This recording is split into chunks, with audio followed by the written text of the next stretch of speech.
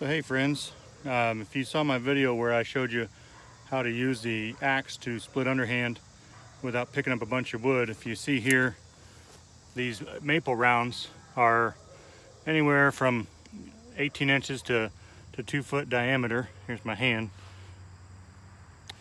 So these ones I will go get the wedge for, and I'll show you a few tips and tricks that I use to bust these apart, either to get them small enough to use with the axe or small enough to pick up and put onto the log splitting machine. So step one, if you see an old branch, either go,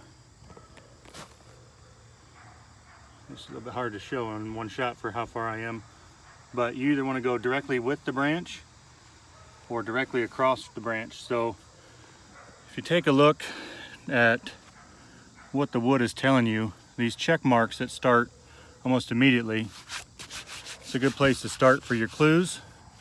And if you just see a natural check forming, go ahead and try to exploit that. Something to stay away from is a double crown. So here's the center of the tree.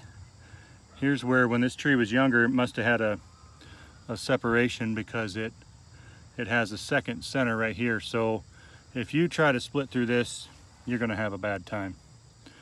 So just kind of a general rule of thumb, stay away from double crowns. Go right with the branch or right across from the branch.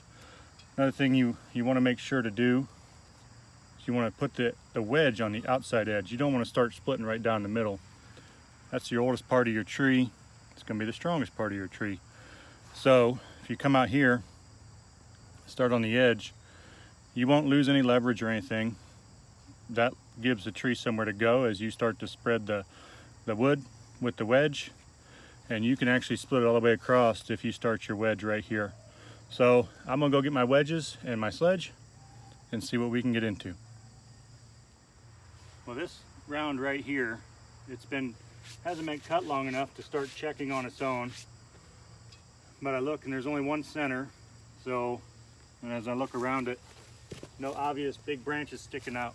So here's what I'll do is I'll just pick a spot and decide where I want it to be. So what I'll do on this is start the wedge on the outside.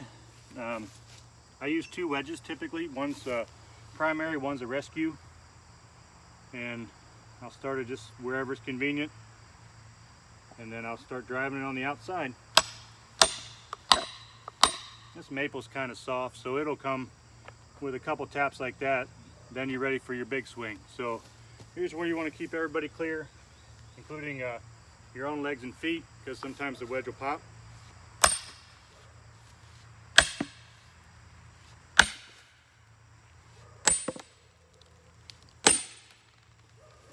I hope you saw that, yeah, you probably did.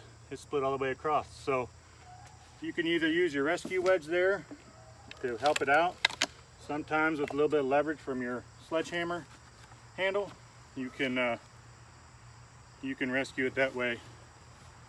This one's small enough, I could probably pick this up and put it on the splitter by myself. So I'll go 90 degrees to my original cut.